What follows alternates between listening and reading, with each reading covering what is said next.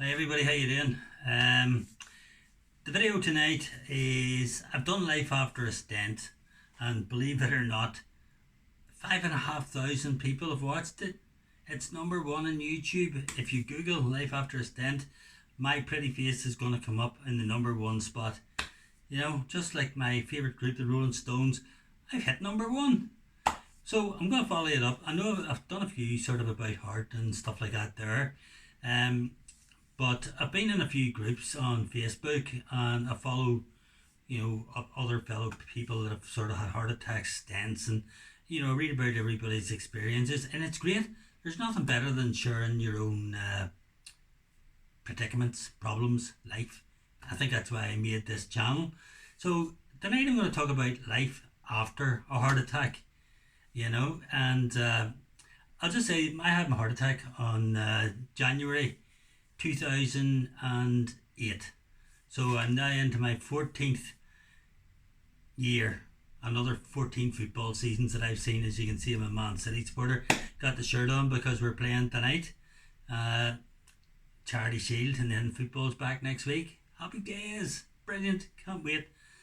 But life after a heart attack, hands up if it's changed your life.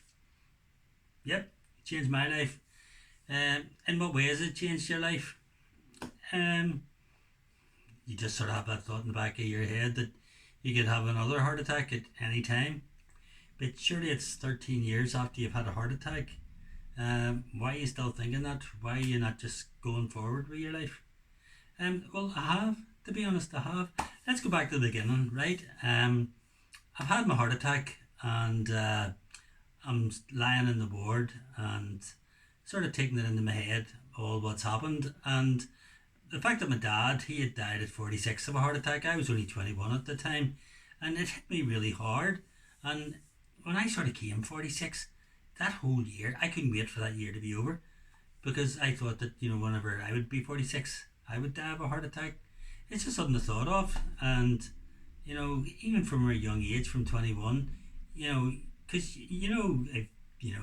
if you know about heart disease, it runs in the family, Uh, it doesn't always run in the family. So, but in my family, all my uncles and everything sort of died in their 50s of a heart attack. So there was a fair chance I was going to take a heart attack.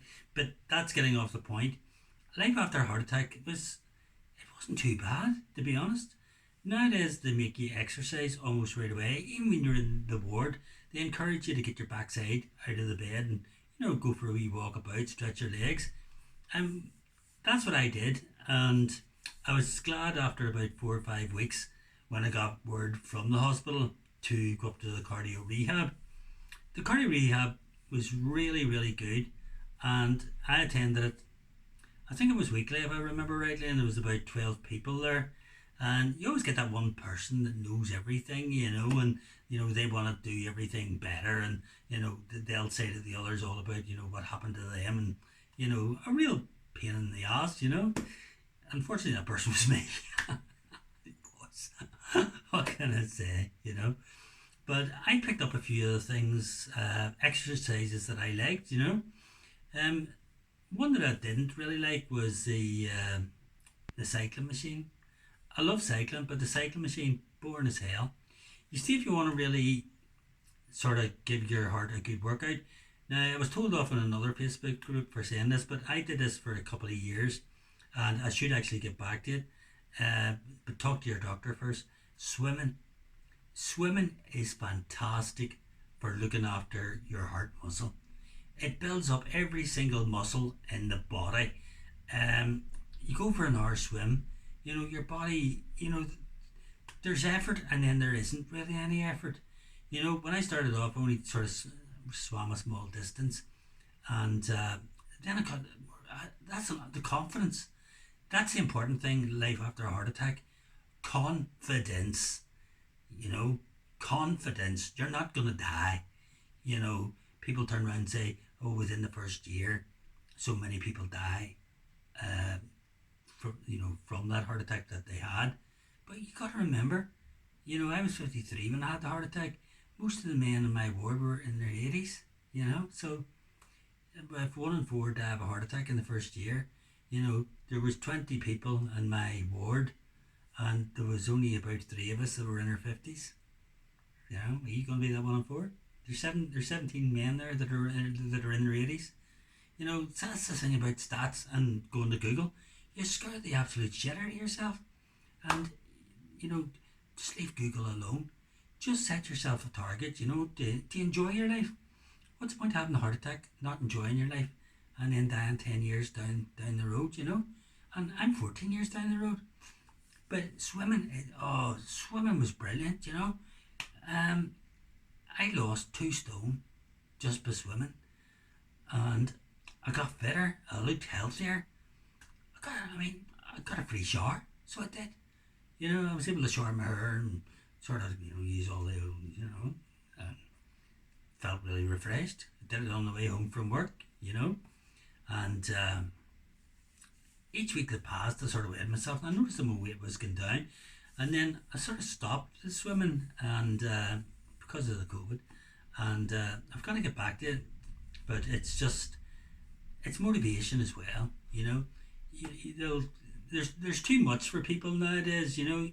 You've got Netflix, you've got sort of Amazon Prime, and there's always movies on the television, and I find a lot of us are lazy nowadays, and I think that's why there are more heart attacks in today's world, because there's too much obesity, because we sit down, we have a drink, we watch television, and we don't get up of our butts. One of my videos, and somebody had actually said they had a heart attack, and it was well over 20 odd years or so, maybe more.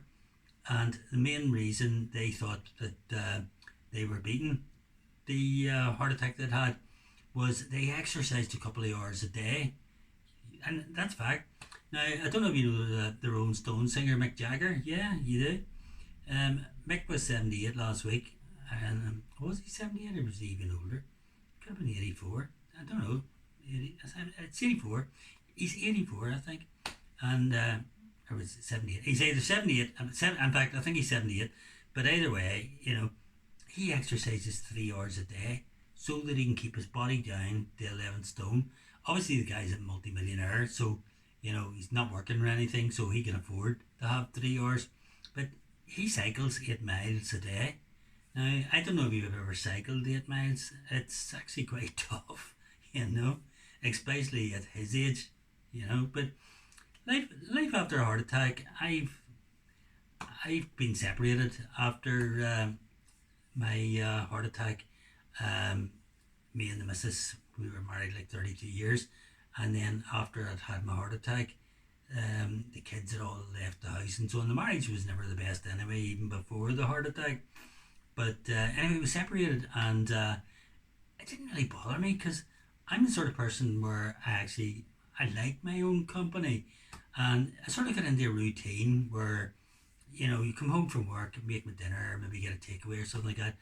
Not a big takeaway. I don't eat a big meal. A big meal, I think, you eat too much. It's like in my work, there's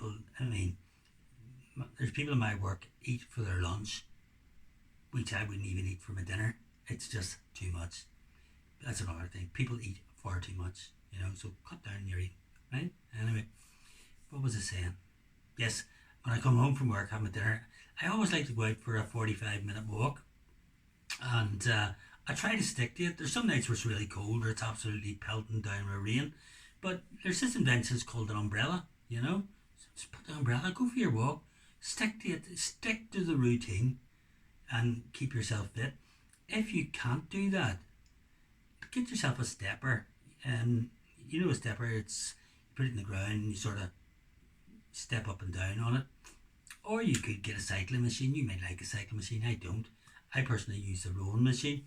So exercise in the comfort of your own house, but at least get in. I mean, the Heart Foundation says 30 minutes. For me, I'm saying 1 hour a night every day, because you do need that exercise. And if you can even do it, make it a couple of hours, because obesity is one of the main killers, you know, because it does push your blood pressure up, you know. But the main thing is, life after a heart attack is up to you. You know, I read somewhere that, and this is a fact, you know, it's not just me, and it's not just some somebody that has no medical knowledge. It was somebody that was a medical knowledge that, if you've had your heart attack, you've had your stent put in, you've had a bypass or whatever, there's no reason why you can't live to near enough a normal age of everybody else. I know people that have had a heart attack in their 40s and they're still alive well into their 80s. And I know of a man who was on the radio and he was 92 and he was actually cycling in a cycling marathon. So it's taking your medication, but my main factor that I do in my sort of battle against after having a heart attack and wanting to live until, oh God knows, what age do you want to live to, Anyway, mine is your attitude. I have read so many things on the likes of those groups on Facebook, and the thing that is missing with a lot of people is their mental attitude. You've got to get your attitude right to sort of survive a heart attack. You don't want to be like I was. I mean, I had the wrong attitude in the first year. In the first year, I was, how long is this stent going to last? What age am I going to see my kids growing up? Am I going to see my grandkids? And then when I came into the second year, I was actually off the drink and I'd started taking a wee glass of wine or two. And, as long as you take it in moderation and you sort of keep yourself fit, you're going to be okay, Your main thing is, hydration, fitness, your medication, your mental attitude, and there was something else. God, I hate it when I forget things. What was it? Anyway, it'll come to me so well. But losing the weight as well, and it's just basically life after heart attack is looking after yourself and doing your daily exercise and just basically getting the right frame of mind. There's so many comments I've seen on Facebook in the groups, where I've had a stent and I've been out, I've had a wee bit of breathlessness and stuff like that. I mean, that's common. And, it depends what the breathlessness is like. If you've got a fit watch, sorry, mine's actually being charged at the moment. But, if you notice that your heart rate or something like that is going up to about 140, see your doctor. I read a thing in the Heart Foundation where it said, get your blood pressure checked once a year. That's a load of crap. Buy yourself the wee heart monitor, the blood pressure monitor. They're only 20 quid. Test your blood pressure once a week. Do not test your blood pressure once a year. Once a year is far too long. I mean, that's absolutely ridiculous. If you ever turn around and say that they're on a heart thing is talking out their backside, you need to know what your blood pressure is at least once a week and keep an eye on it and keep a record of it. That's what I do. Your blood pressure should be 120 over 80. At the very least, or at the very worst, if you worries or anything, you got there 140 over 90. People would say 140 over 90 is high. It's not. 200 over 110, that's high. Over 160, that's high, but it's not dangerous. Over 200, that's dangerous. But you check your blood pressure once a week. That's what I did, and I keep doing. And if I see any noticeable difference, I'll be off to my doctors, because high blood pressure is a silent killer. High blood pressure will lead to a heart attack. You may as well say high blood pressure is a heart attack, especially if it gets out of control, because that's going to kill you. Excuse me. But life is what you make it, my friends. And I'm going to enjoy that football match tonight, because 14 years ago I could have been brown bread. That means dead in Belfast. It's just one of our Raymond slangs. So don't know where you're from, all you lot. I know I get a lot of views from India, so hope all you people in India are keeping well. I know you've had a terrible outbreak of COVID in India and a really bad variant of it, and I hope everything's recovering. It's good to see that COVID's slightly going away now and we're all getting vaccines. I just want you all, I know I'm waffling on a bit and I'm probably repeating myself and a lot of stuff, But I mean, the main things are really exercise, medication, hydration. The other thing was sleep. Not a lot of people know this. He said that. He said, what was the name of that guy that said that? Not a lot of people know that. Not a lot of people know it. Michael Caine. My name is Michael Caine. Not a lot of people know that. But anyway, sleep sleep is an important factor. I've actually read, and again, it's been a medical report, that sleep can actually be, lack of sleep can be just as dangerous as smoking. Too much sleep can be dangerous for your heart. The best sort of sleep to get is like 68 hours. Not 68 hours, for Christ's sake. Who's going to sleep nearly 3 days? 6 to 8 hours, right? Because sleep repairs your heart, and it does all that mending stuff that I don't know the word for. I'm not a doctor, but I know it sleeps.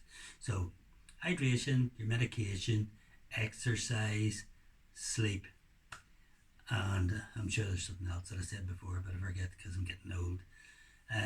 But listen, if you have had a heart attack or a stent and you're worried, you think, oh God, the Grim Reaper's going to be knocking at my door, trust me, there's people that have heart attacks, especially with today's technology, and they're living well into their 80s and 90s. I'm telling you now, I'm going to be here until I'm in my 90s. They're going to have to drag this boy to his grave, because you know what I am? Have a guess. I'm the same as you, and you know what we both are? We're survivors. So you are a survivor. You might have got your stent or whatever and you're worried about living, but you survived.